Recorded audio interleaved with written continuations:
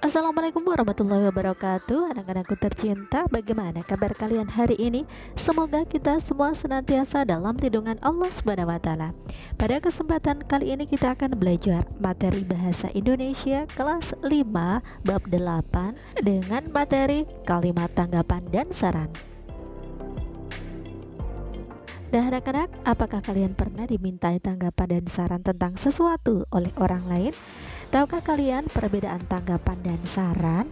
Tahukah kalian cara memberi tanggapan dan saran yang baik? Tanggapan adalah reaksi terhadap apa yang dilihat, didengar, atau dirasa. Kalimat tanggapan dimulai dari memberikan fakta dari apa yang terlihat. Setelah itu dapat diikuti dengan pemberian opini yang sesuai fakta dan konteks peristiwa. Kemudian diikuti pemberian respon yang mengungkapkan perasaan pendengar. Sedangkan saran adalah pendapat atau anjuran untuk menyelesaikan masalah. Setelah memberi tanggapan, hal berikut yang dilakukan adalah memberi saran. Pemberian saran dilakukan dengan pemberian pendapat yang logis dan sesuai fakta. Kalimat saran dapat dimulai dengan menggunakan kata sebaiknya, seharusnya, semestinya. Simak contoh sebagai berikut ini. Situasi: beberapa anak mengolok-olok Ega karena sepatu yang dipakainya berlubang. Tanggapan yang bisa diberikan adalah tidak ada anak yang mau memakai sepatu bolong ke sekolah. Memakai sepatu bolong akan menyulitkan Ega saat berjalan dan berolahraga. Ega pasti merasa sedih karena diolok-olok temannya. Saran: sebaiknya anak-anak tersebut berhenti mengolok-olok Ega. Akan lebih baik jika mereka menghibur Ega. Nah, anak-anak, marilah belajar memberikan tanggapan dan saran terhadap sebuah situasi. Perhatikan berbagai situasi pada kotak di bawah ini. Berdiskusilah dengan teman sekelompok kalian. Salah satu dari kalian akan berperan menjadi seseorang yang mengalami situasi di bawah ini. Ia meminta tanggapan dan saran dari kalian. Tulislah kalimat tanggapan dan saran atas situasi tersebut. Kalian boleh menuliskan sebanyak-banyaknya. Sampaikan tanggapan dan saran kalian di depan kelas.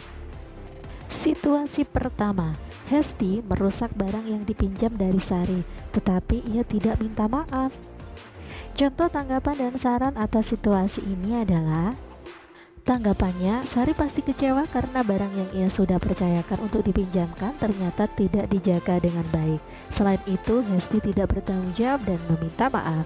Saran: Hesti sebaiknya meminta maaf kepada Sari dan mengganti barangnya. Sari sebaiknya berhati-hati untuk tidak meminjamkan barangnya ke sembarangan orang. Situasi kedua: Rozi menulis kalimat yang buruk tentang Wawan di media sosial. Tanggapan dan sarannya adalah: tanggapannya, Rozi tidak sepantasnya menulis kalimat-kalimat buruk tentang temannya. Wawan pasti merasa malu dan sedih karena tulisan itu dibaca oleh banyak orang. Saran: Rozi sebaiknya meminta maaf kepada Wawan atas kata-katanya. Jika ada yang ingin disampaikan, bisa dibicarakan secara langsung kepada Wawan. Wawan dapat belajar untuk mengaktifkan fitur yang menyeleksi pertemanan dan komentar di akun media sosialnya. Situasi ketiga: Akmal mendengar seorang teman berkata hal yang buruk tentang Asrul dan meminta semua teman untuk menjauhinya. Contoh tanggapannya: apa yang Akmal lakukan itu tidak baik. Akmal tidak boleh menjelek-jelekan orang lain dan melarang orang lain untuk menjauhi Asrul. Asrul pasti merasa sedih dan bingung. Saran: Akmal sebaiknya menghentikan perbuatannya. Asrul dapat bertanya kepada Akmal apa alasan melakukan ini. Asrul dapat meminta bantuan guru untuk mengomunikasikan masalah ini. Situasi 4: Bagas mengolok-olok Mira yang sedang tampil menyanyi di depan kelas. Tanggapannya, apa yang Bagas lakukan tidaklah baik. Mira pasti sedih dan malu diperlakukan seperti itu di depan kelas.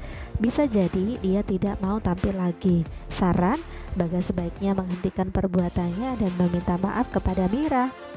Nah, anak-anak, cukup di sini dulu kegiatan pembelajaran kita hari ini. Sampai bertemu kembali pada kegiatan pembelajaran berikutnya. Wassalamualaikum warahmatullahi wabarakatuh.